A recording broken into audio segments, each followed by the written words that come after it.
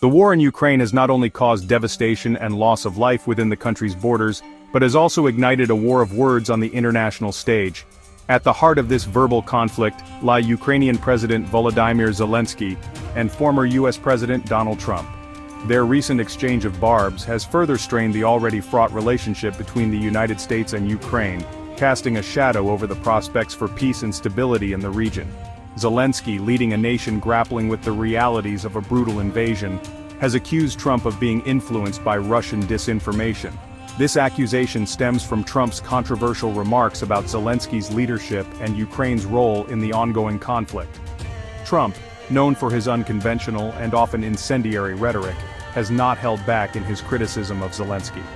He has questioned Zelenskyy's approval ratings, painting a picture of a leader detached from the plight of his people. Moreover, Trump has made claims about Ukraine's responsibility for the war, echoing narratives often espoused by the Kremlin. These statements have drawn sharp rebukes not only from Zelenskyy, but also from international observers who view them as attempts to distort the reality of the situation.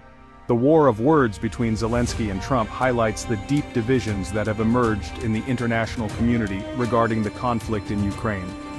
It also underscores the challenges of finding a peaceful resolution to a war that has become increasingly entangled in a web of competing narratives and geopolitical interests. As the fighting continues, the rhetoric surrounding the conflict shows no signs of abating, further complicating efforts to find a path towards a just and lasting peace.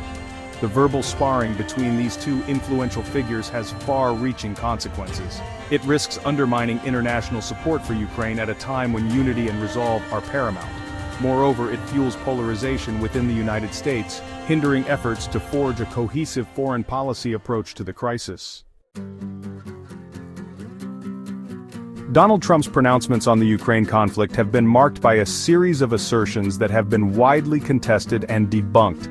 One of his most contentious claims centers on the notion that Kiev bears the brunt of the blame for the war with Russia. This assertion disregards the historical context leading up to the invasion, including Russia's annexation of Crimea in 2014 and its support for separatists in eastern Ukraine. International consensus firmly places the onus of aggression on Russia, citing its unprovoked military incursion into a sovereign nation.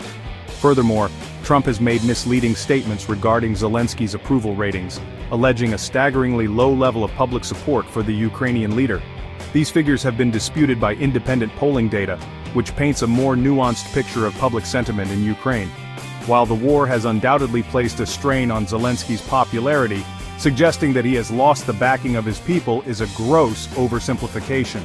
Adding fuel to the fire, Trump has also cast doubt on the extent of U.S. aid provided to Ukraine, claiming that it constitutes a disproportionately large percentage of all aid received by the country. This assertion has been refuted by both Ukrainian and U.S. officials, who have provided accurate figures demonstrating the fallacy of Trump's claim. Such pronouncements, laden with inaccuracies, serve to muddy the waters and sow confusion among the public, hindering a clear-eyed understanding of the conflict's complexities. The dissemination of misinformation and disinformation has become a pervasive feature of the information landscape, particularly in the context of the war in Ukraine. Trump's pronouncements, often amplified through social media and partisan news outlets, contribute to this dangerous trend. The spread of false narratives has real-world consequences, shaping public opinion, influencing policy decisions, and potentially undermining efforts to hold aggressors accountable. Against the backdrop of the ongoing war in Ukraine, recent talks between senior U.S. and Russian officials in Riyadh, Saudi Arabia, have injected a mix of hope and apprehension into the global arena.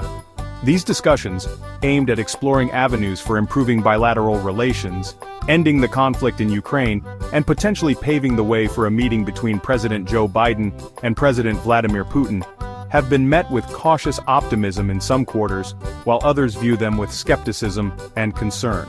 The exclusion of Ukraine and its European allies from these talks has emerged as a significant point of contention.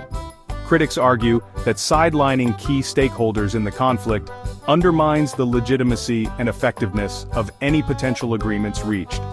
They contend that a sustainable peace requires the active participation and consent of all parties involved, particularly Ukraine, which has endured the brunt of Russia's aggression. Proponents of the talks, however, maintain that engaging in dialogue, even without the direct involvement of Ukraine at this stage, is crucial for de-escalating tensions and preventing further bloodshed. They argue that establishing open lines of communication between the US and Russia, the two global powers with the most at stake in the conflict, is a necessary first step towards finding a diplomatic solution. The Riyadh talks represent a delicate balancing act fraught with both risks and potential rewards.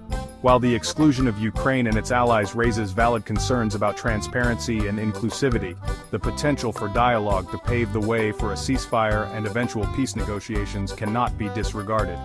The international community will be closely watching these developments, hoping for a breakthrough but remaining wary of false promises and hidden agendas. Russian President Vladimir Putin's response to the US-Russia talks in Riyadh has provided further insight into the Kremlin's strategic calculations and objectives. While expressing openness to a potential meeting with President Biden, Putin has made it clear that such engagement would be contingent upon fulfilling certain preconditions, effectively setting the terms of dialogue on his own terms. This calculated stance reflects Russia's determination to project an image of strength and control on the world stage, even as it faces mounting pressure from international sanctions and military setbacks in Ukraine. Putin has emphasized the importance of restoring trust between Russia and the United States as a prerequisite for resolving the Ukrainian crisis. This assertion, however, has been met with skepticism from Western leaders, who view it as a tactical maneuver to deflect blame and buy time. They argue that Russia's actions, including its unprovoked invasion of Ukraine and its continued aggression, have shattered any semblance of trust, and that any meaningful dialogue must be predicated on concrete actions, not empty rhetoric. Despite claiming to be open to talks with Ukraine and Europe, Putin's actions tell a different story.